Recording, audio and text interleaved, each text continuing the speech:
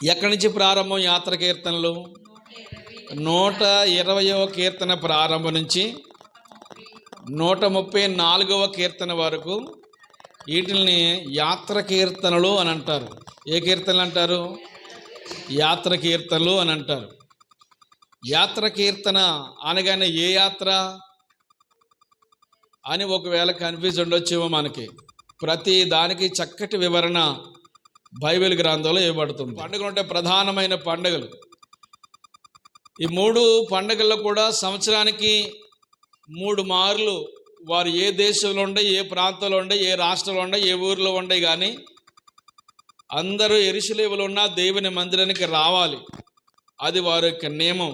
వారి పిల్లలతోనూ వారి పురుషులతోనూ కుటుంబ సమేతంగా ఎక్కడికి రావాలి అని అంటే దేవుని సన్నిధికి రావాలి. ఎక్కడెక్కడ ఉన్నవారు కూడా వివిధ ప్రాంతాల్లో ఉన్నవారు ఉన్నారు, రాష్ట్రాల దాటి ఉన్నవారు ఉన్నారు, దేశాలు దాటి ఉన్నవారు ఉన్నారు. ఆఫ్రికా ఖండంలో కురేనియా నుండి కూడా వచ్చిన వారు యెరూషలేములో పస్కా పండుగ వచ్చిన సందర్భాలు కూడా మనం చూస్తూ ఉంటుంటాం. ఇన్ని ప్రాంతాల వారు ఎక్కడికి రావాలి? వారి నియమం ఏంటి? ప్రతి పురుషుడు, పిల్లలు, స్త్రీలు, ఫ్యామిలీ పరంగా ఎక్కడికి రావాలంటే దేవుని సన్నిధికి రావాలి. ఈ 3 సందర్భాల్లో ఎక్కడెక్కడ ఉన్నవారు అందరూ కూడా వచ్చేటప్పుడు, యెరూషలేము వచ్చేటప్పుడు దాన్ని ఏమన్నారు అని అంటే యాత్ర అని అన్నారు. ఏమన్నారు దాన్ని? యాత్ర. ఈ మధ్యలో వచ్చేటప్పుడు చాలా మజిలీలు కొన్ని నెలలు ప్రయాణం చేసి వచ్చేవారండి. ఈ కాలంలో, ఈ మధ్యకాలంలో ఇక్కడికి వచ్చే సమయానికి వారు ఏం చదివేవారు అని అంటే ఎక్కువగా యాత్ర కీర్తనలు చదివేవారు. యాత్ర అనగానే, యాత్ర అంటే ఎక్కుపోవుట. యాత్ర అనే దానికి పర్యాయ పదం చెప్పండి. ఎక్కుపోవుట. ఎక్కడికి ఎక్కుపోవుట? ఎక్కడెక్కడ ఉన్నవారు అందరూ కూడా షియోనుకు ఎక్కుపోవుట. షియోను అనేది ఒక ఎత్తైన ప్రదేశం మీద, ప్రాంతం మీద, కొండల మీద కట్టబడిన పట్టణం. అది యెరూషలేము అంటే చాలా ఎత్తైన ప్రదేశంలో ఉంటుంది. యెరికో అంటే దిగువ ప్రాంతంలో ఉంటుంది. అందుకని ఒక వ్యక్తి యెరూషలేము నుండి యెరికోకు ఏం చేస్తూ ఉన్నాడు? అతను దిగి వెళ్ళిపోతూ ఉన్నాడు. అంటే ఇప్పుడు మనకేమర్థమవుతుంది? యెరూషలేము అనేది ఎత్తైన ప్రదేశం మీద కట్టబడిన పట్టణం. అది ఎక్కుపోవుట. ఎక్కడికి ఎక్కుపోవుట? షియోనుకు ఎక్కుపోవుట, లేకపోతే కనానుకు ఎక్కుపోవుట. ఎక్కడెక్కడ వారు ఉన్నవారు అందరూ కూడా యాత్ర కీర్తనలో. అందుకే నిర్గమాకాండలో ఒక మాట చదివి మనం ముందుకు వెళ్దాం. 34వ అధ్యాయము 23వ వచనం. సంవత్సరమును ముమ్మారు నీ పురుషులందరూ ప్రభువును ఇశ్రాయేలు దేవుడైన యెహోవా సన్నిధిని కనబడవలను. ఏలయనగా నీ ఎదుటి నుండి జనములను వెళ్ళగొట్టి నీ పొలిమేరలను గొప్పవిగా చేసేదను. మరియు నీవు సంవత్సరమునకు ముమ్మారు నీ దేవుడైన యెహోవా సన్నిధిని కనబడబోను. సంవత్సరానికి ముమ్మారు పురుషులు ఆ స్త్రీలతో, పిల్లలతో సంవత్సరానికి 3 మార్లు ముమ్మారు ఏం చేస్తూ ఉండాలి? యెరూషలేములో ఉన్న దేవుని మందిరానికి, దేవుని సన్నిధిని మీరు కనబడవలను. ఇదే మాట మరలా ద్వితీయోపదేశ కాండము 16వ అధ్యాయము 16వ వచనం కూడా. ఏటికి 3 మార్లు. ఏటికంటే సంవత్సరానికి 3 మార్లు అనగా పొంగని రొట్టెల పండుగలోను, వారముల పండుగలోను, పర్ణశాల పండుగలోను నీ దేవుడైన యెహోవా ఏర్పరచుకున్న స్థలమున నీ మగవారందరూ ఆయన సన్నిధిని మగవారి గురించి చాలా పర్టికులర్గా చెప్పాడు. నిర్గమాకాండములో ప్రధానమైన మోషే ద్వారా ఇవ్వబడిన మొదటి నియమం అది. ద్వితీయోపదేశ కాండంలో న్యూ జనరేషన్ అంటే నూతన తరం. ద్వితీయోపదేశ కాండం ఈ 16వ అధ్యాయంలోకి వస్తులోనికి ద్వితీయోపదేశ కాండం అంతా కూడా నూతన తరానికి ఇవ్వబడిన వాగ్దానం. అది మొదటిసారి మోషే చెప్పిన మాటలే మరలా రెండవసారి మరలా చెప్తున్నాడు. ఈ యొర్దాను ఓరకొస్తులోనికి ఈ పాత తరం అంతా చనిపోయినప్పటికీ కేవలము యెహోషువ, కాలేబులు మాత్రమే బ్రతికారు. ఉన్నవారందరూ ఏమైపోయారు? చనిపోయారు. మరి ఆ పాత తరానికి ఇవ్వబడిన ఆ వాగ్దానాలన్నీ అవన్నీ కూడా ఈ న్యూ జనరేషన్కి తెలియదు, నూతన తరానికి తెలియదు కనుక వీళ్ళకి మరలా రెండో మారు, అందుకని ద్వితీయ అంటే రెండవది, రెండవ మారు మరలా ఏం చేస్తున్నాడు మోషే, ఇశ్రాయేలు ప్రజలకి మోషే గారు మరలా రెండో మారు తెలియజేస్తున్న మాటలు కూడా, అంటే ఈ మాటకు ఎంత పకడ్బందీగా ప్రభు చెప్పడానికి ఇష్టపడుతున్నాడు చూడండి. సంవత్సరానికి ముమ్మారు మీరు ఏం చేస్తూ ఉండాలి, దేవుని యొక్క సన్నిధికి రావాలి. ఎవడు కూడా వచ్చేటప్పుడు ఒట్టి చేతులతో ఆయన సన్నిధికి రాకూడదు. మీరు ఆయన సన్నిధికి కనపడేటప్పుడు చాలా నియమ నిబద్ధతతో కూడా రావాలి. ఎక్కడెక్కడ ఏ ప్రాంతంలో ఉండగానే ఎక్కడెక్కడ వారు ఉన్న అందరూ కూడా ఎక్కడికి రావాలి, ఇప్పుడు దేవుని యొక్క సన్నిధికి రావాలి. స్తోత్రం కలిగాక. ఇప్పుడు ఈ మధ్యలో వీరు ఇక్కడికి ఈ యెరూషలేముకి వచ్చేదాన్ని ఏమన్నారు, ఇప్పుడు యాత్ర అన్నారు. దేవుని సన్నిధికి వచ్చే ఆ సమయాన్ని ఏమన్నారు వీళ్ళు, యాత్ర అన్నారు. యాత్ర అన్నారు. ఈ యాత్ర చేసేటప్పుడు ఏ కీర్తనలు చదివేవారు అంటే ఎక్కువగా ఇదిగో 120 కీర్తన నుంచి 134వ కీర్తన వరకు ఈ మధ్యకాలంలో ఉన్న ఈ 15 కీర్తనలు 1 by 1గా వచనం వెంబడి వచనం చదువుతూ ఉండేవారు. అది ఈ యాత్రలో ఆ కీర్తనలు చదువుతూ ఎంతో ఆత్మీయత నేర్చుకునేవారు. యాత్ర చేసే మార్గాల్లో ఈ కీర్తన చదువుతూ ఎంతో ఆత్మీయత నేర్చుకునేవారు. మనం ప్రధానంగా ఈ కీర్తనలు కనుక పాటిస్తే, ఈ కీర్తనలు మనం చదివి ఈ కీర్తనల ప్రకారంగా నడుచుకుంటే మనం ఇగో యాత్రనగా ఎక్కిపోవటం అనే పదం మనం విన్నాం కదా, ఎక్కిపోతాం. ఎక్కడికి ఎక్కిపోతాం, పరమకానానికి ఎక్కిపోతాం. ఆమేన్. ఈ కీర్తనలు కనుక పాటిస్తే మనం నిన్ను మధ్యలో ఎవరు ఆఫ్ చేయలేరు. ఎలాంటి వారు వచ్చి మధ్యలోనికి లాగాలని ఒకవేళ ప్రయత్నం చేసినా ఆగవు. ఎక్కడికి వెళ్ళిపోతాం, నిబ్బరంగా పరలోకానికి వెళ్ళిపోతాం. వాళ్ళేమో కణానికి వెళ్ళేవారు, మనం ఎక్కడికి వెళ్ళిపోతాం, పరమకానానికి వెళ్ళిపోతాం. స్తోత్రం కలిగాక. నేను పరమకానానికి అంటే పరలోకం వెళ్ళాలి అనుకునేవారు ఖచ్చితంగా ఈ కీర్తనలు ఖచ్చితంగా పాటించవలసిందే. ఇశ్రాయేలీలు అనేవాడు ఖచ్చితంగా ఈ కీర్తన చదవాలి ప్రతి వారు కూడా.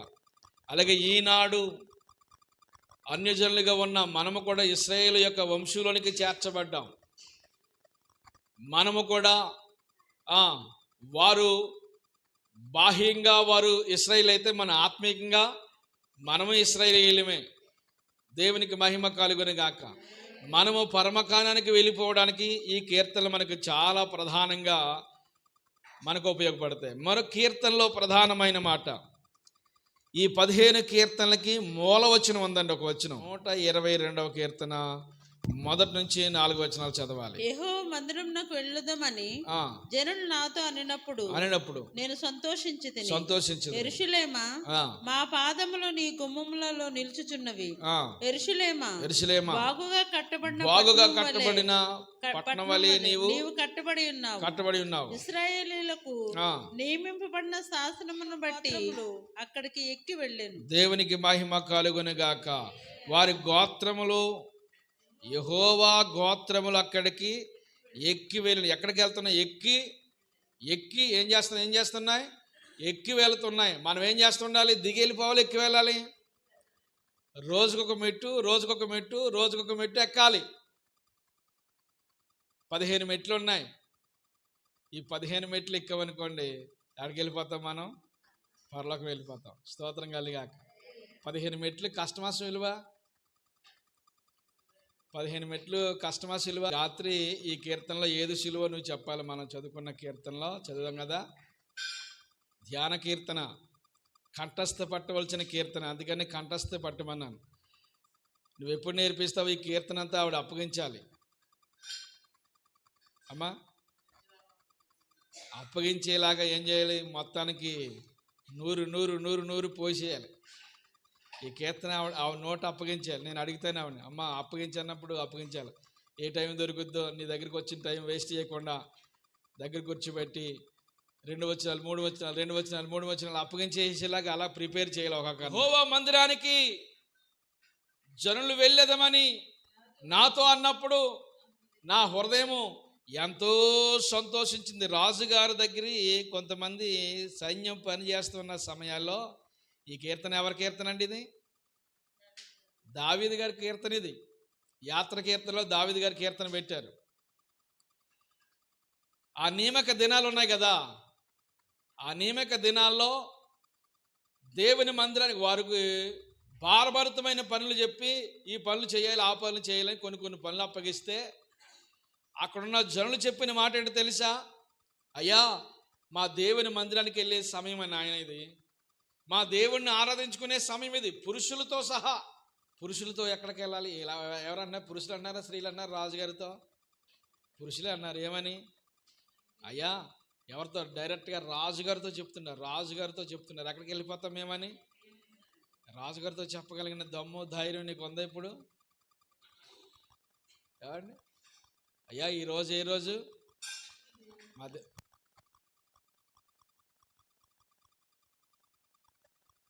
దేవుణ్ణి ఆరాధించుకునే దినమిది. స్తోత్రం కలుగాక. మందిరానికి వెళ్ళిపోయే దినమిది. మందిరానికి వెళ్ళిపోయే రోజు ఇది. మందిరానికి వెళ్ళిపోయే నియమం మాకుంది. రాజా ఇలాంటి పనులు అప్పగిస్తే మేము మందిరానికి ఎప్పుడు వెళ్ళాం? మా దేవుని మందిరానికి మేము వెళతాం అని అన్నప్పుడు రాజుగారితో తెగించి చెప్పారు కదా. తెగించి చెప్పిన ఆ మాట రాజుగారి హృదయాన్ని ఆకర్షించేసింది. స్తోత్రం కలిగిన గాక. హల్లెలూయా.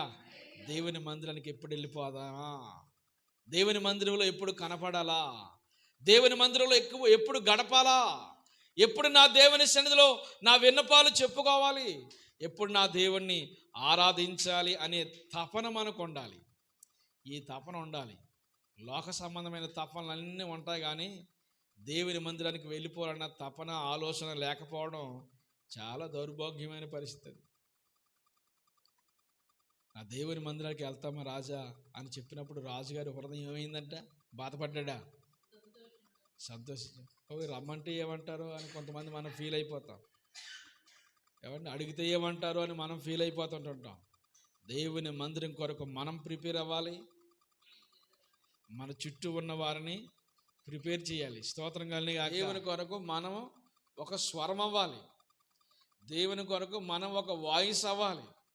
ఇతరులకి ప్రభు యొక్క ప్రేమను, ప్రభు యొక్క సహనమును, ప్రభు యొక్క అద్భుతాల్ని, ప్రభు యొక్క కార్యాలను ఇతరులకు వివరించే వ్యక్తులుగా మనం ప్రభు సన్నిధానములో మలచబడుదుముగాక. యాత్ర కీర్తనగా ఎక్కిపోవుట. మనం ఎక్కడికి ఎక్కిపోవాలి? ఇప్పుడు పరలోకానికి ఎక్కిపోవాలి. యాకోబుకు ఒక నిచ్చెన కనపడిందటండి. అమ్మా, యాకోబు గారికి ఏం కనపడింది? నిచ్చెన కనపడింది. ఆ నిచ్చెనలో ఏం చేస్తా ఉన్నారు? దేవదూతలు ఎక్కుతా దిగుతా ఉన్నారు. ఒక్కొక్క మెట్టు ఎక్కితే ఎక్కడికి వెళ్ళిపోతాం? చివరికి వెళ్ళిపోతాం. ఎక్కే అనుభవాలు ఉండాలి, కానీ మనం దిగి వెళ్ళిపోయే అనుభవం. ఒక వ్యక్తి యెరూషలేము నుండి యెరికోకి వెళ్ళిపోతున్నాడట. యెరూషలేము అంటే అక్కడ దేవుని మందిరం ఉంది. యెరికో అంటే అది విచ్చలవిడితనం కలిగిన ప్రాంతం. అది పాప కోరికలతో నిండిపోయిన ప్రాంతం, వ్యసనాలతో నిండిపోయిన ప్రాంతం, మార్పులేని ప్రజలు, శపితపూరితమైంది. కానీ ఒక ఆశీర్వించబడిన పుణ్యభూమి నుండి, దేవుడు కోరుకున్న భూమి నుండి శపితపూరితమైన శపించబడ్డ యెరికోకి వెళ్ళిపోతున్నాడు. చాలామంది దిగి వెళ్ళిపోయే అనుభవం ఉంటుంది, కానీ ఎక్కి వెళ్ళే అనుభవం ఉండలేదు. విశ్వాసి ప్రారంభంలో ఒక మెట్టు ఎక్కిందనుకోండి, రెండవసారి ఏం చేయాలి? ఇంకొక మెట్టు ఎక్కాలి. మూడవసారి మరో మెట్టి, తర్వాత మరొక మెట్టి. భక్తిలో ముదిరే కొలది, భక్తిలో ఎదిగే కొలది, భక్తిలో వయసు పెరిగే కొలది, విశ్వాసంలోను, క్రియల్లోను, ప్రార్థనలోను, ప్రభు కార్యాల్లోనూ ఇంకా దిగి వెళ్ళిపోయే దిగజారుడుతనం కనపడుతుంది, కానీ ఎదిగే అనుభవం కనపడతలేదు. ఎదగాలి మనం. ఆమేన్. ప్రార్థనలో ఎదగాలి. విశ్వాసగా ప్రారంభించబడిన నాటి నుండి ఇంకా ప్రార్థన చేయడమే రావటం లేదంటే దాని అర్థం ఏంటి తెలుసా? ఎదిగావా నువ్వు? ఇంకా ప్రార్థన చేయడం రాదు. ప్రార్థన చేయడానికి చాలామంది సిగ్గుపడతారు. దేవుని సన్నిధిలో సాక్ష్యం ఇవ్వడానికి సిగ్గుపడతారు. అంటే ఎదిగావా? నువ్వు ఇంకా అలాగ ఉండిపోయావా? ఎదగాలి మనం. ఈ యాత్ర కీర్తనలు మనకి ఏం నేర్పిస్తుంది తెలుసా?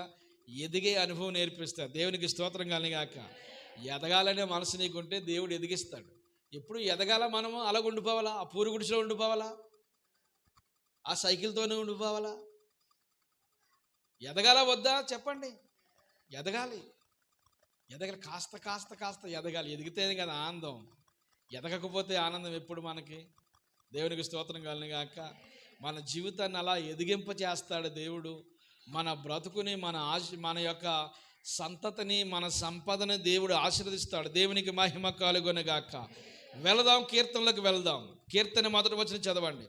చూసి చదవకండి, చూసి చదవద్దు, నా శ్రమలో నేను యెహోవాకు మొరపెట్టి చదవండి. కీర్తన అనగానే ఇక బైబిల్ తీసి ఎన్నో వచనమా, 3 వచనమా, 4 వచనం అన్నది. ఇంకా అలా నేను చెప్పేమనగానే మొదటి వచనం చెప్పండి.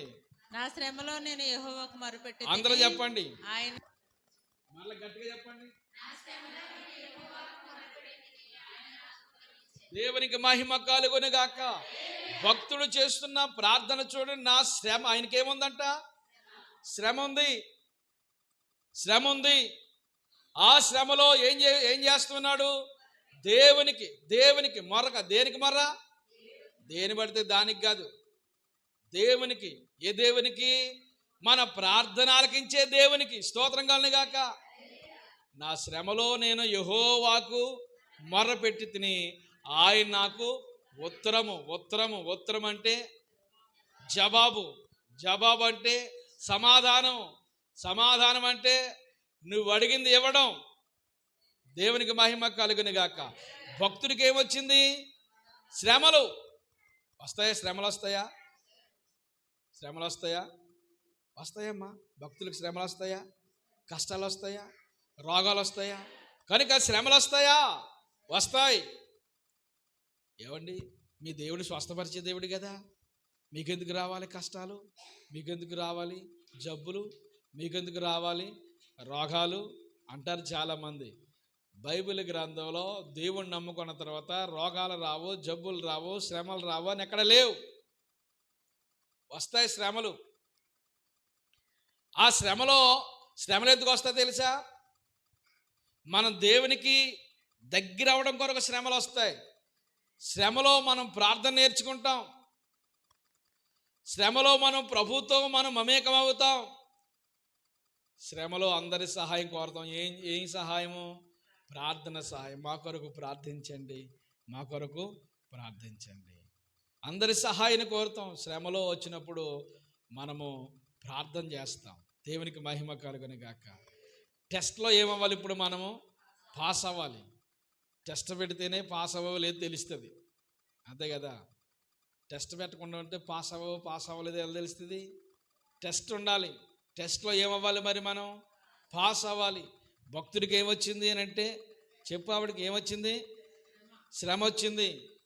శ్రమ వచ్చినప్పుడు ఏం చేస్తున్నాడు? యెహోవాకు మొర్ర పెడుతున్నాడు. యెహోవాకు మొర్ర పెడితే మరి ఆయన ఏం చేశాడు? జవాబిచ్చాడు. ఆమేన్. మన దేవునికి ఒక పేరు ఉందండి, ఆయన ప్రార్థన ఆలకించేవాడు. నాకు మొర్ర పెట్టుము. దేవుని ఫోన్ నెంబర్ చెప్పాను ఒకసారి, చెప్పమ్మా. 333 నొక్కేసి మనకు నొక్కేస్తే వెళ్ళిపోద్ది, కాల్ వెళ్ళిపోద్ది. ఆయనకి కాల్ వెళ్ళిపోగానే వెంటనే చెప్పు అంటాడు దేవుడు. చెప్పండి నీ పేరు, నీకేం చెప్పక దాన్ని తెలిసాయి, నీవు ఎవరో తెలిసిపోద్ది ఆయనకి.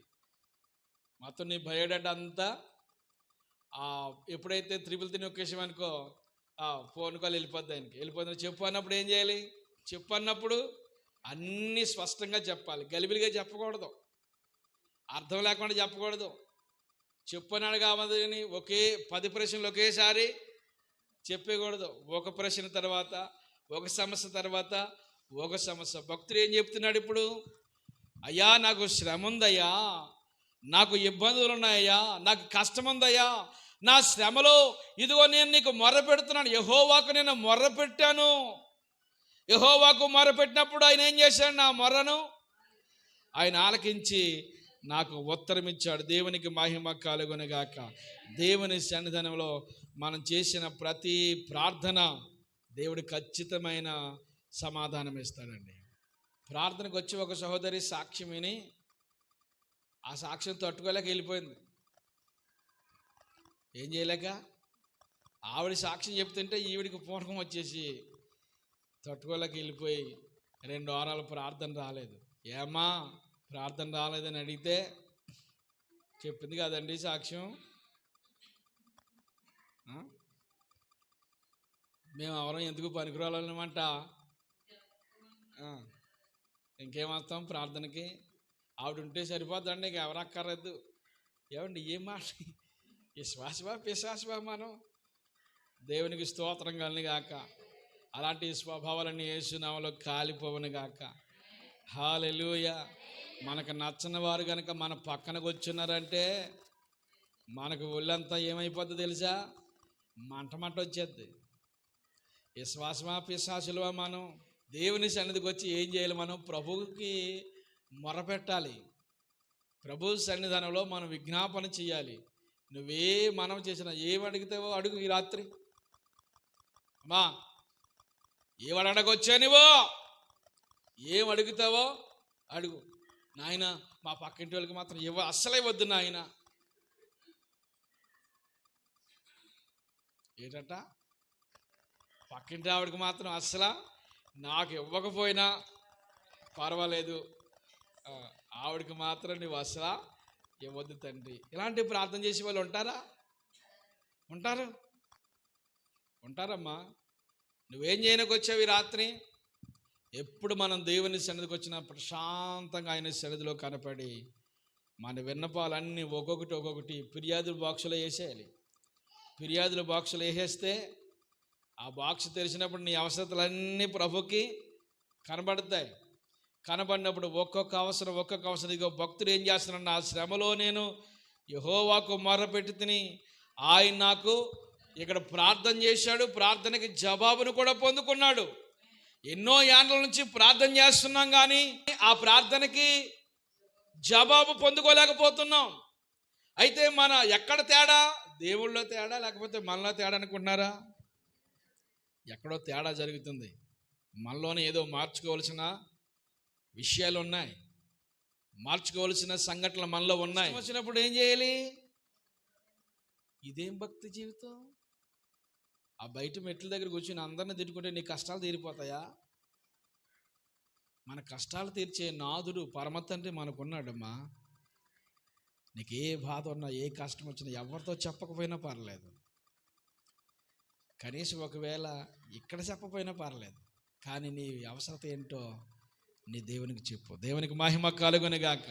ఆ మహిమ కలిగిన దేవుడు, మహిమోన్నతమైన ప్రభు నీ ప్రార్థన ఏంటో ఆయన ఖచ్చితంగా ఆలకిస్తాడు, ఆయన తీరుస్తాడు. ఆయన దగ్గర అసలు జవాబు దొరకని అసలు ప్రశ్నలే మన దగ్గర ఏమి లేవు. ఇప్పుడు శ్రమలు కష్టాలు వచ్చినప్పుడే మనం ఏం చేస్తాం? దేవునికి మరింత దగ్గర అవుతాం.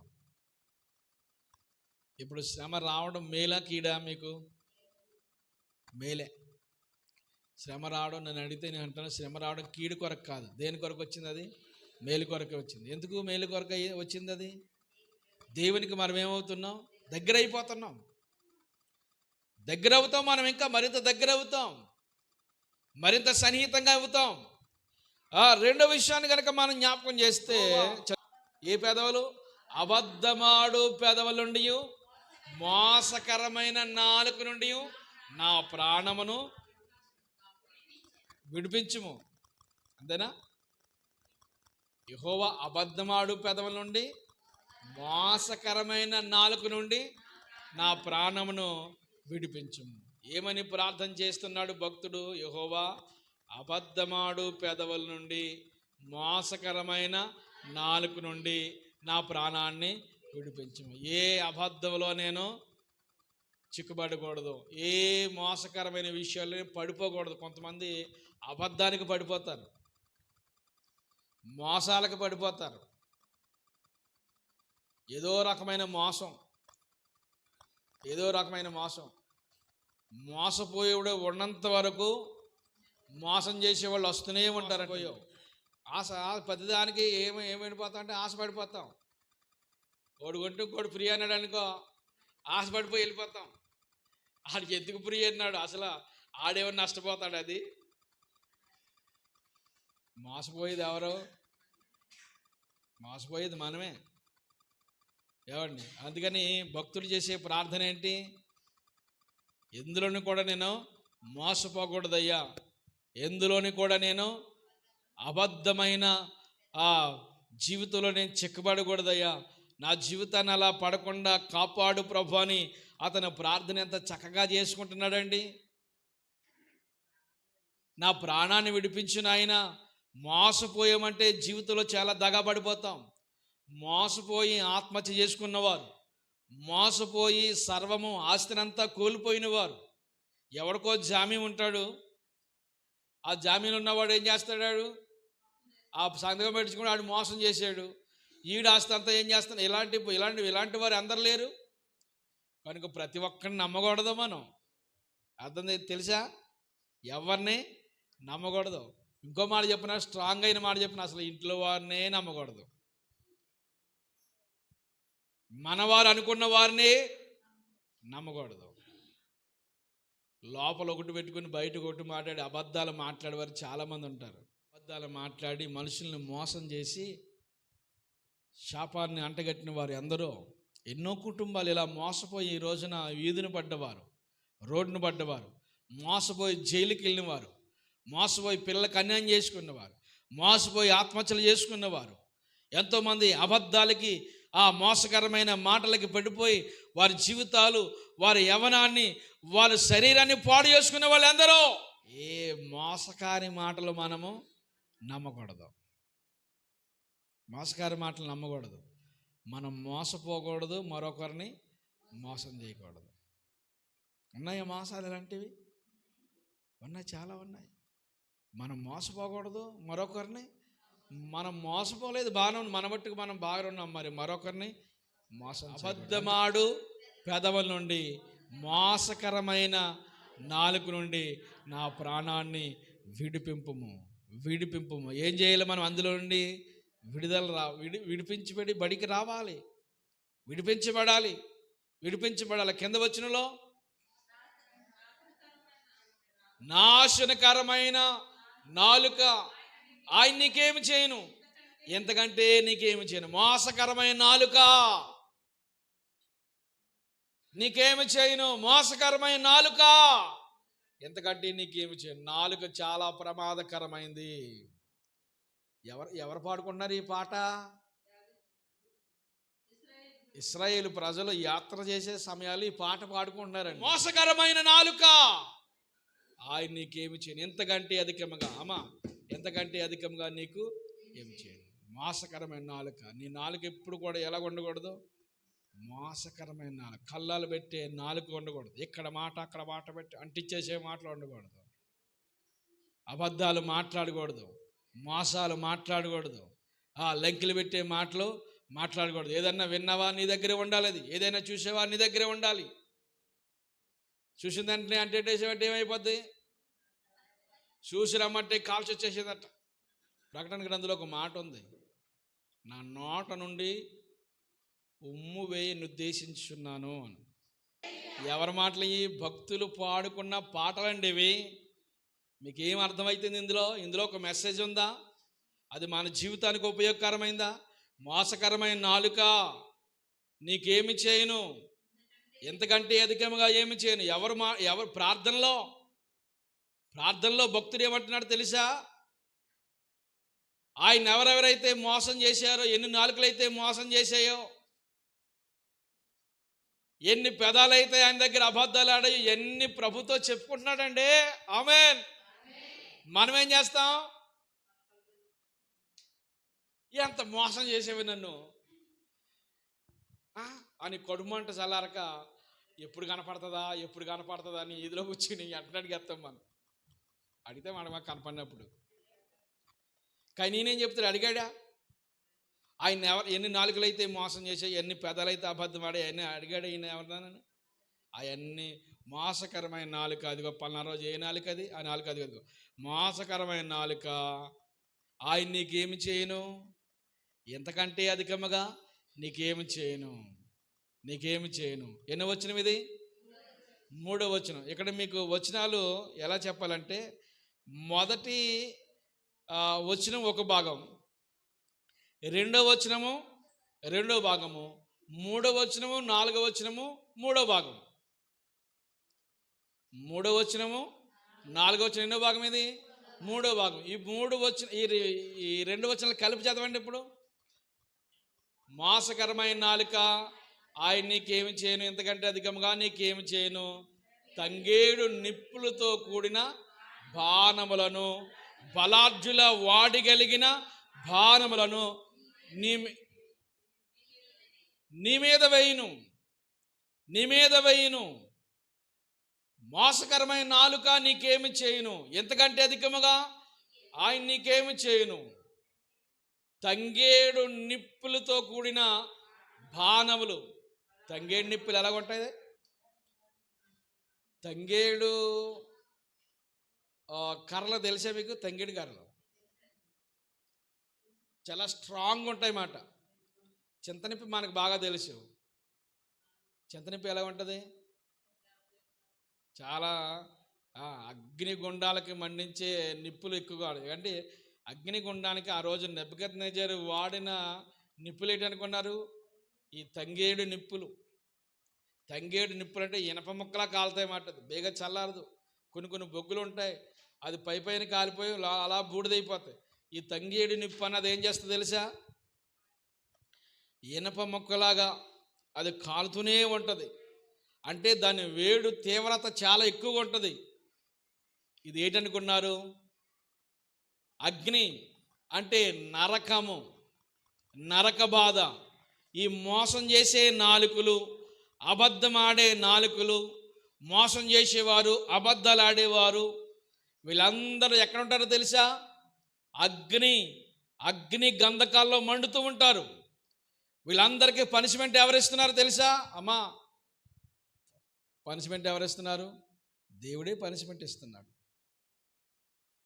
పనిష్మెంట్ ఎవరు ఇవ్వాలి? మనం ఇవ్వాలా? దేవుడు ఇవ్వాలా? దేవుడే ఇవ్వాలి పనిష్మెంట్ అనేది. మనం పనిష్మెంట్ ఇవ్వడానికి ఈ రోజున కూడా మనం ఎగసిపడకూడదు. మనం అనడానికి ఈ రోజున కూడా ఎగసిపడకూడదు. ప్రతి విషయాన్ని మనం దేవునికి అప్పగించగలగాలి. ఈ మోసకరమైన నాలుకను, ఈ అబద్ధమాడే పెదవుల గురించి భక్తుడు తన ప్రార్థనలో చెప్పుకుంటున్నాడు. మోసకరమైన నాలుక, ఆయన నీకేమి చేయను, ఎంతకంటే అధికముగా నీకేమి చేయను. తంగేడు నిప్పులతో కూడిన బాణములను, బలార్జుల వాడిగల బాణములను నీ మీద వేయరు. నీ మీద వేయబడతాయి, నీ మీద కుమ్మరించబడతాయి. ఒక రోజున అగ్నికి మనం ఆహుతైపోతాం, అగ్ని గంధకాల్లోకి వెళ్ళిపోతాం. మన జీవిత వైఖరి అంతా మార్చుకోబడాలి. దేవునికి మహిమ కలుగునుగాక. మార్చుకోవాలి. యాత్ర కీర్తనలో మనకు ఉపయోగకరమైన మాటలు మనం విందాం ప్రియులారా. ఏ రోజున మోసపూరితమైన జీవితాలు కానీ ఇలాంటివి మనం రాకుండా దేవుని సన్నిధానంలో మనము ఇది 4వ భాగం. అయ్యో మెషెక్లో నేను పరదేశినై ఉన్నాను, కేదారు గుడారం వద్ద కాపురం ఉన్నాను. మెషెక్లో నేను పరదేశి, కేదారు గుడారం యొద్ద కాపురం. మెషెక్లో పరదేశి. ఎవరు మనం? పరదేశి. కేదారు గుడారం వద్ద అన్యుల ప్రదేశం. అది కేదారు అనే మాట ఇస్మాయిలు యొక్క సంతతిలో ఉన్నవారు మాట. అది అరబ్బీ కంట్రీస్లో ఉన్న మాట. కేదారులో ఏం చేశాడు ఆయన? మెషెక్లో ఆయన పరదేశిగా, కేదారులో కాపురము. పరదేశి. ఎవరు మనం ఈ లోకంలో? మనం పరదేశులు. అంటే ఈ దేశస్తులం కాము అని. ఒక కన్ను బాగానే చెప్తుంది, ఒక కన్ను మూతడిపోతుంది. దేవుని స్తోత్రం కలిగాక. ఆంధ్ర స్తోత్రం చెప్పండి, ఆంధ్ర స్తోత్రం చెప్పండి, ఆంధ్ర స్తోత్రం చెప్పండి. మనం ఏ దేశస్తులం కాదు, ఈ దేశస్తులం కాదు. అందుకనే మనం అప్పుడప్పుడు పాడుకుంటాం చాలా మంచి పాట. పరదేశులము ప్రియులారా మన పురమిది కాదిప్పుడు, నిజముగా పురమిది కాదిప్పుడు. మని నమ్మకు ధరనెవ్వరికి, స్థిరమని నమ్మకు ధర ఎవ్వరికి, పరలోకమే స్థిరము, నిజముగా పరలోకమే స్థిరం. ఈ పాట చర్చిల వాళ్ళ కోసమా మన కోసమా? ఇప్పుడన్నా ఈ అన్ని ఛానళ్ళు నేర్చుకొని ఇష్టపడ్డావా? వచ్చి ఛానళ్ళన్నీ వచ్చా? ఎట్లు వచ్చితిమో ఈ లోకమునకు ఎట్లు వచ్చి, ఇది సమాధుల్లోకి వెళ్ళే పాట కాదు, పరలోకానికి వెళ్ళే పాట. ఇది అర్థం అవడం కొరకు అప్పుడైనా అర్థం అవుద్దేమని. స్తోత్రం కలిగిన గాక. బతుకున్న వాళ్ళు కూడా వెళ్ళే వాళ్ళకి వాళ్ళకి అర్థం అవుద్దేమో, ఒరే బాబు మనది ఈ దేశం కాదురా బాబు, మనం పరలోకం కొరకు సిద్ధపడాలి, మనం అక్కడ కొరకు పిలబడ్డా. ఎట్లు వచ్చితిమో ఈ లోకమునకు అట్లే ఎల్లవలె ఇంటికి. అట్లే చూసారా పదం ఏముంది? అట్లే ఎల్లవలె ఇంటికి. ఎవరింటికి? మన ఇంటికి. అంటే ఈ గుడారం ఎంతసేపు ఉంటుంది? గుడారం అనేది టెంపరీ. గుడారం అంటే వేసుకుని తీసేసేది. ఇప్పుడు టెంట్, గుడారం అంటే టెంట్ వేసుకుంటాం కదా. ఎన్ని రోజులు ఉంచుతాం? ఒక 6 రోజులు ఉంచుతామా? రోజుకు 300 వేస్తాడు అద్దె. వారం రోజులు ఉంచాం. 300 అయితే చిన్న టెంట్ అంటే 3, పెద్ద అయితే 1000 రూపాయలు, అంతకంటే పెద్ద అయితే 2000 రోజుకి. టెంట్ ఏం చేస్తాం? వేసి మరలా సాయంత్రం తీసేస్తాం కదా. గుడారం ఎంతసేపు ఉంటుంది? గుడారం అనేది ఇది మనం టెంపరీగా ఉండే నివాసము, గుడారము. అందుకనే కొరింథీయులకు రాసిన పత్రికలో 2వ పత్రిక 5వ అధ్యాయం 1 నుంచి 10 వచనాలు చదువుకుంటూ వెళ్తే ఈ గుడారాన్ని గురించి చెప్పాడు. భూమి మీద మన గుడారమైన ఈ నివాసము శిథిలమైపోయినను చేతు పని కానీ దేవుని చేత కట్టబడినదియు నిత్యమైనదినైన నివాసం పరలోకమందు మనకున్నదని ఎరుగుదుము. పూర్వకాలపు ఆనవాళ్ళు కనబడకుండా ఏమైపోతాయి? మనకి శిథిలమైపోతాయి, శిథిలావస్థలోకి వెళ్ళిపోతాయి. అలాగే మనము కూడా కొన్నాళ్ళకి ఏం చేయబడం అంటే, మనము కూడా కొన్నాళ్ళకి భూలోకంలో కనబడతామమ్మా. మనతో ముందున్న వాళ్ళు, మనతోటి సహోదరులైన వారు, మనకంటే పెద్దవారు, మన సమాన వయస్కులైన వారు, మన పూర్వీకులైన వారు ఎందరో కనబడకుండా పోయారు కదా. పోలేదా? పోయారు. వారు ఆనవాళ్ళే. అసలు కొంతమంది ఆనవాళ్ళు అంటే ఏమీ కనపడవు. కొంతవరకు జాగ్రత్త పరుచుకోగలము. రోజులు గడిచే కొలది, సంవత్సరాలు గడిచే కొలది, ఏండ్లు గడిచే కొలది అవన్నీ ఆయన సంబంధించిన ఆనవాళ్ళు ఏం కనపడు. ఈ దేహాన్ని విడిచిపెట్టి, అర్థమైందా? దేహంలో మనం ఉన్నాం, మనం దేహం కాదు. అర్థమైందమ్మా సహోదరి? దేహంలో మనం ఉన్నాం, మనం దేహం కాదు. మనం దేహంలో ఉన్నాం. ఒకరోజు నీ దేహాన్ని ఏం చేస్తాం? విడిచిపెడతాం. విడిచిపెట్టినప్పుడు ఈ దేహం శిథిలావస్థలోకి వెళ్ళిపోద్ది. మరి మనం ఎక్కడికి వెళ్ళిపోతాం? అందుకని ఈ దేహాన్ని విడిచిపెట్టి ప్రభుతో వెళ్ళడానికి తగిన కాన్ఫిడెంట్గా మనం దేవుని సన్నిధిలో భక్తి కలిగి నడుచుకుందుముగాక. యాత్ర కీర్తనలో ఇదే మాట తెలియజేస్తున్నాడు భక్తుడు.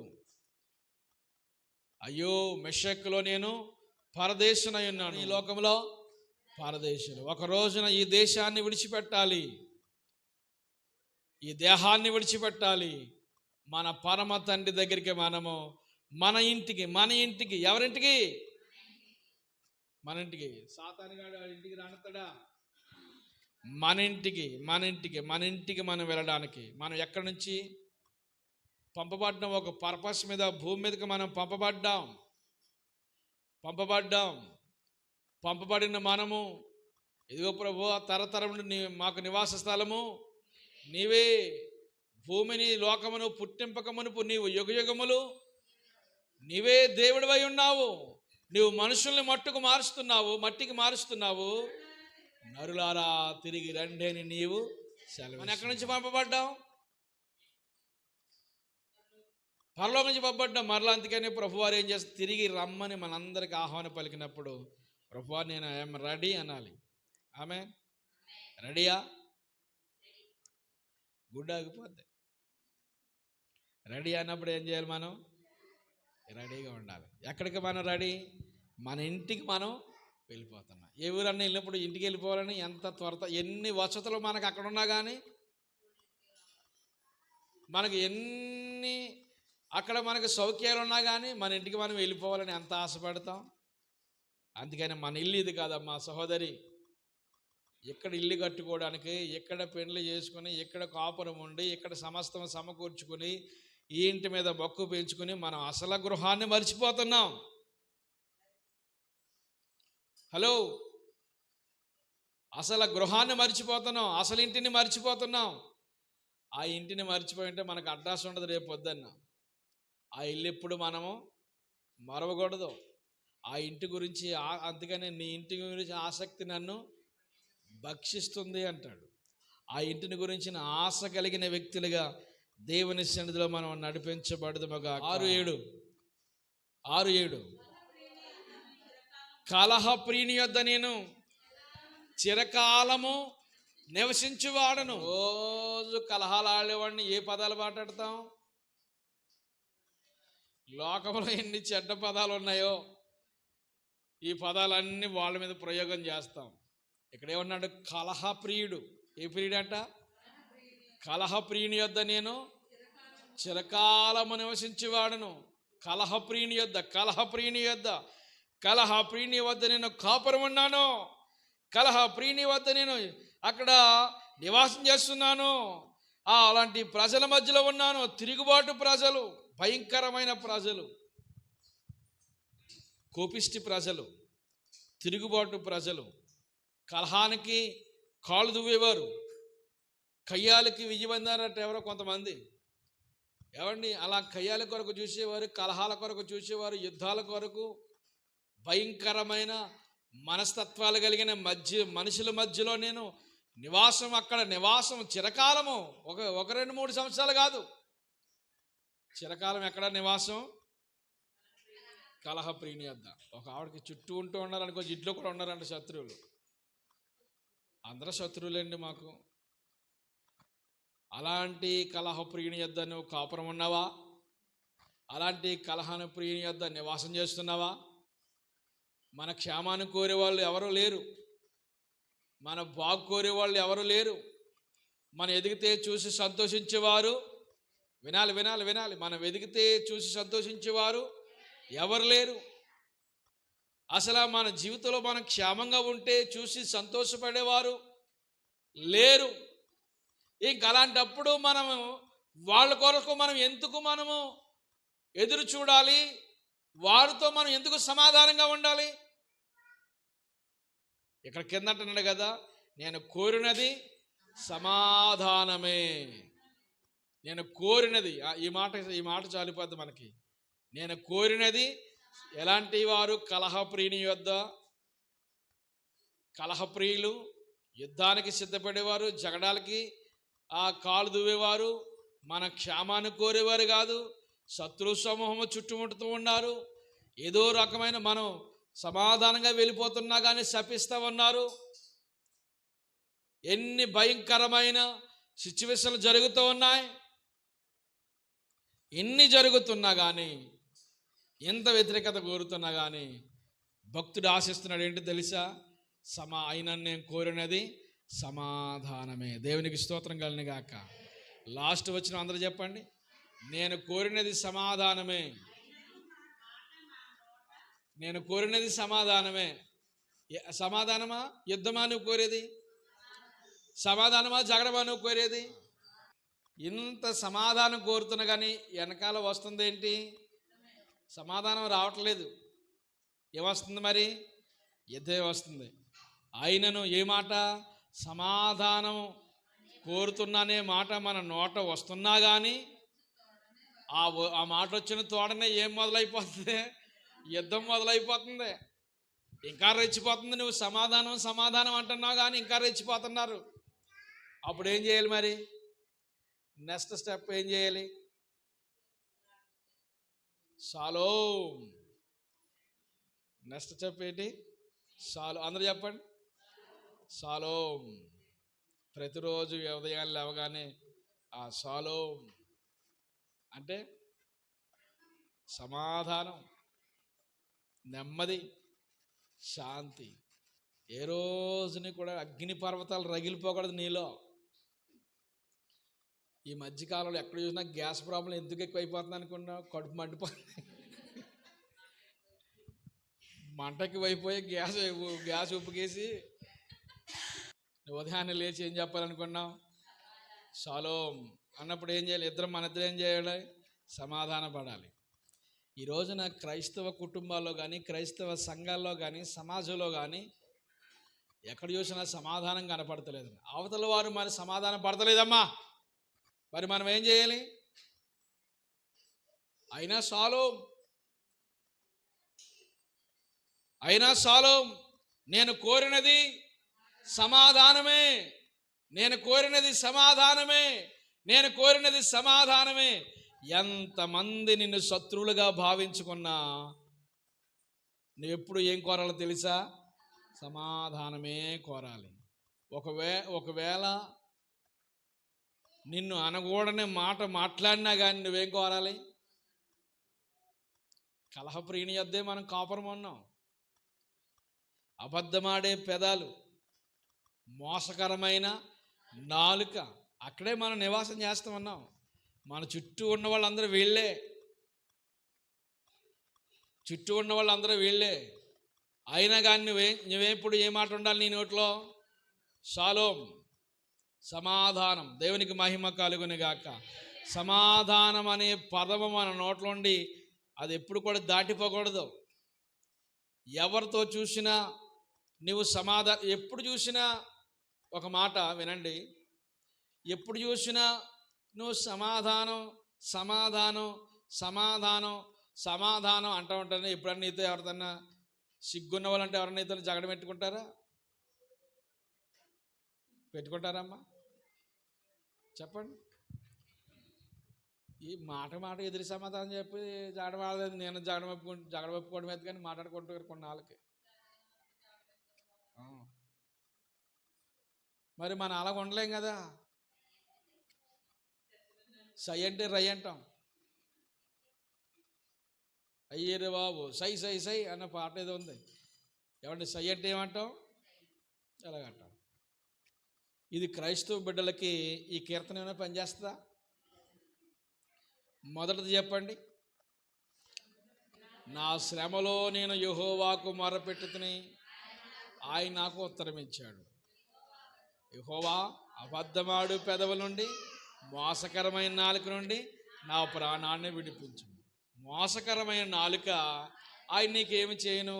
ఎంతకంటే అధికముగా నీకేమి చేయను? తంగేడు నిప్పులతో కూడిన బాణములను, బలాఢ్యుల వాడిగలిగిన బాణములను నీ మీద వేయుదురు. అయ్యో, నేను మెషెక్లో పరదేశమై ఉన్నాను, కేదారు గుడారం యొద్ద కాపురం ఉన్నాను, కలహ ప్రియుని యొద్ద చిరకాలము నివసించేవాడును. ఆయనను నేను కోరినది సమాధానమే. ఆయనను మాట నా నోట వచ్చి తోడనే వారు యుద్ధానికి సై సై అని సిద్ధపడుతున్నారు. ఆ మాట రాగానే ఇష్టపడతలేదు. కొంతమంది సమాధానం పడి ఆరిపోయేదాన్ని ఆరినెత్తారా? ఆరినెవరు? కొంచెం సైలెంట్ అయ్యిందమ్మా, బాగానే ఉంది. ఈ లోపల వచ్చింది ఎక్కడి నుంచో, ఆవిడ రాగానే మళ్ళీ రెచ్చిపోయారు.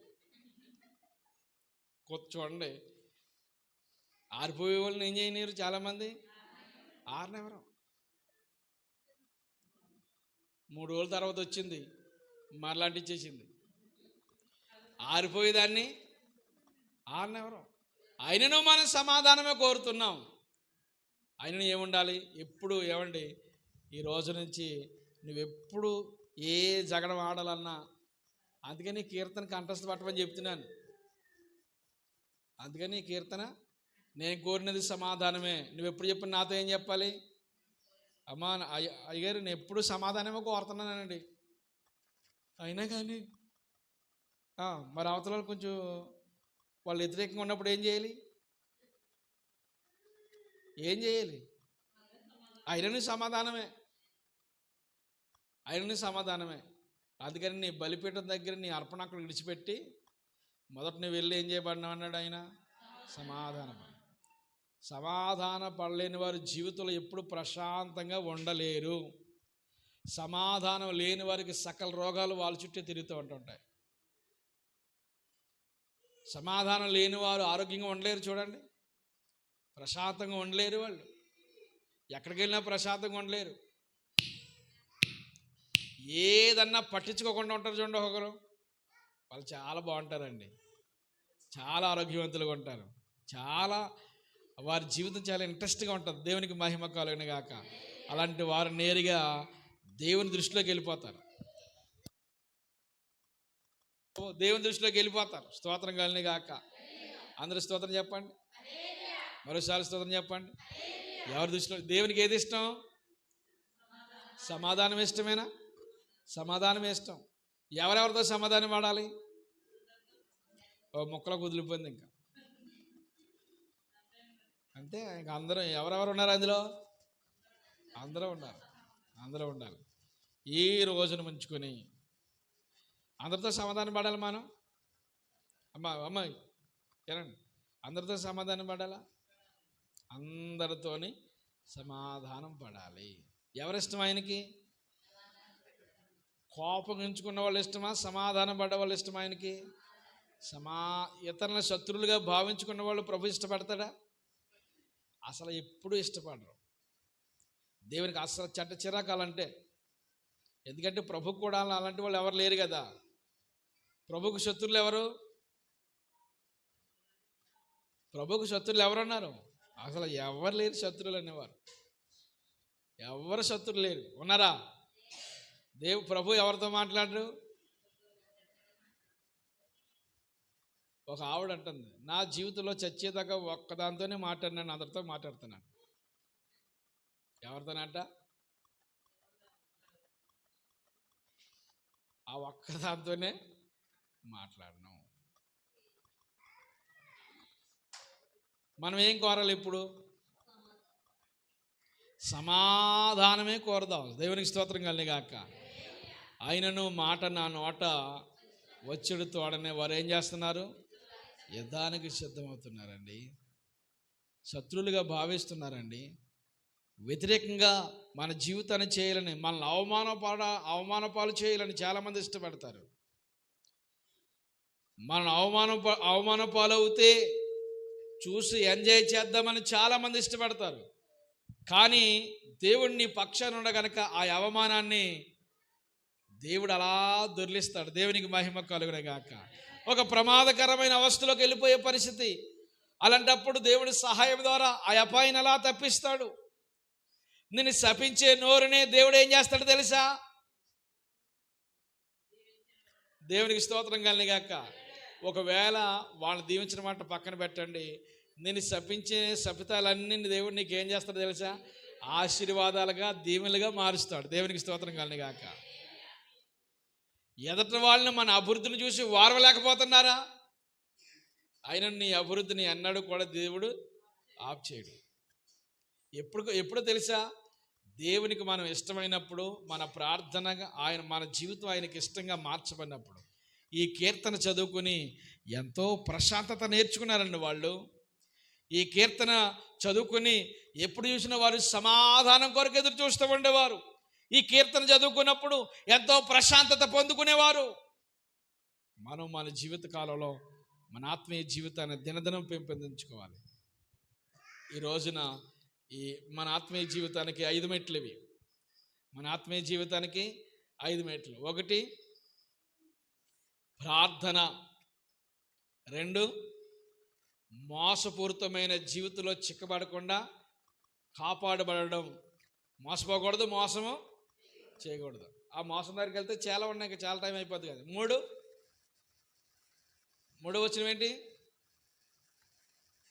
మోసకరమైన దానికి ఏం చేస్తాడు ఆయన? తగిన పనిష్మెంట్. అంటే పాపానికి పనిష్మెంట్, పాపానికి మోసానికి ఫలితం అన్నది. 4వది మనం భూలోకంలో పరదేశులం. అంతేనా? ఎవరండి? ఏమని గుర్తించాలి మనము? పరదేశులం, యాత్రికులం, బాటచారులం. అంతే కదా, యాత్రికులం, పరదేశులం, బాటచారులం. అంటే ఈ లోకస్తులకు కాదు, ఈ దేశస్తులకు కాదు, మన ఇక్కడ వారం కాదు, అక్కడ వారం. మన ఇల్లు ఇక్కడ కాదు, ఎక్కడ మరి అక్కడికి వెళ్ళిపోవాలి. దేవుని యొక్క రాజ్యం మన ఫ్రమ్ అడ్రస్, అది మన చిరకాల చిరునామా, అది అక్కడికి మనము వెళ్ళగలిగిన సామర్థ్యత మనం సంపాదించుకోవాలి. ఇక 5వదిగా, ఎలాంటి ప్రజల మధ్యలో నీవు నివాసం చేసినా కానీ సమాధానంగానే ఉండాలి. ఆమె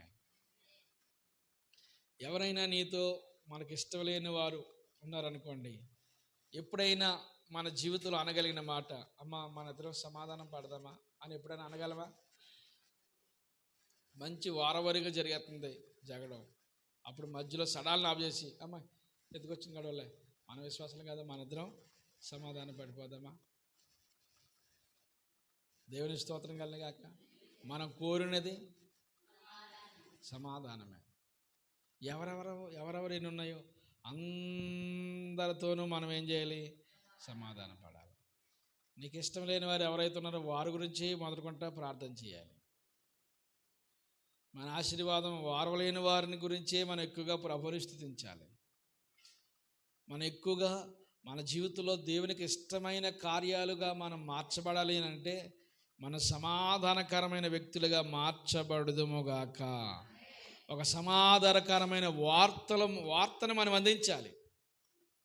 ఇదిగో ప్రజలందరికీ కలగబోవు మహా సంతోషకరమైన శుభవర్తమానము నేడు నేను మీకు తెలియజేసేదను.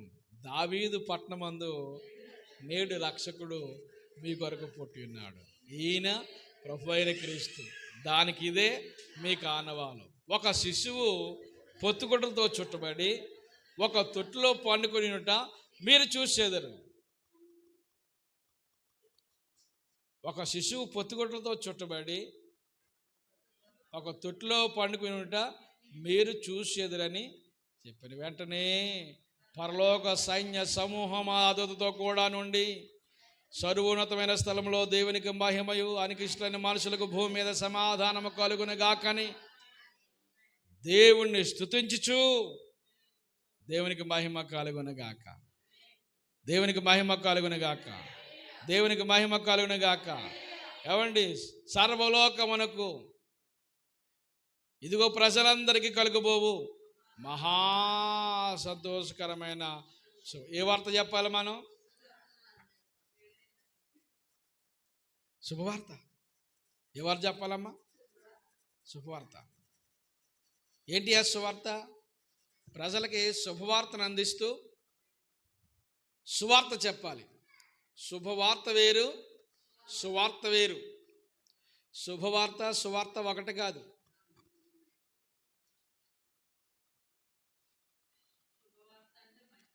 కొంతమంది మత్తయి రాసిన శుభవార్త అన్నారు, లూకా రాసిన శుభవార్త అన్నారు, యోహాను రాసిన శుభవార్త, మార్కు రాసిన శుభవార్త. శుభవార్త కాదు, సువార్త. సువార్త. సువార్తను ఏమంటారు ఇంగ్లీష్లో? గాస్పల్. అంతే కదా, గాస్పల్ అనే కదా. సువార్తను ఏమంటారు? గాస్పల్. మరి శుభవార్తను ఏమంటారు ఇంగ్లీష్లో? Good news. గుడ్ న్యూస్ వేరు, గాస్పల్ వేరు. చాలామంది వారికి తెలిసిన పదాలు ఉపయోగించి మేనమేదో జ్ఞానయుక్తంగా మాట్లాడుతున్నట్లు దేవుని దగ్గర కూడా చాలామంది తెలుగుతారు. ఒక ఆయన ప్రార్థనలో, ఎదుగోనైనా మత్తయి శుభవార్తలు 7వ అధ్యాయములో 7వ వచనములో ఏముందేనంటే అన్నాడు. రాయించింది ఎవరు? పిచ్చోడా? ఆయనే రాశాడు కదా. దేవునికి మహిమ కలుగుగాక. ఏ వార్తను అందించాలి మనము? సువార్త. శుభవార్తను చెబుతూ ప్రజలకు ఎప్పుడు కూడా శుభవార్తను చెబుతూ ప్రజల్లో సువార్తను ఆహ్లాదకరమైన మాటలు చెప్పి వారిని సంతోషపరిచి దేవుని సువార్తను ప్రజలకు అందించే వ్యక్తులుగా మనము మార్చబడుదుముగాక. అలాంటి సమాధానకరమైన వ్యక్తులుగా దేవుని పరిచర్యలో మనము మార్చబడుదుగాక. అట్టి కృపా ప్రభు మనందరికీ అనుగ్రహించునుగాక. ఆమేన్. ప్రార్థన చేసుకుందాం. అందరూ మోకరించండి. యాత్ర కీర్తన అర్థమైందా మీకు ఈరోజు? ఏమో అర్థమైందా యాత్ర కీర్తన? నా యాత్ర అయిపోద్ది అనుకున్నావా? ప్రార్థన చేద్దాం అందరూ. ఒకటి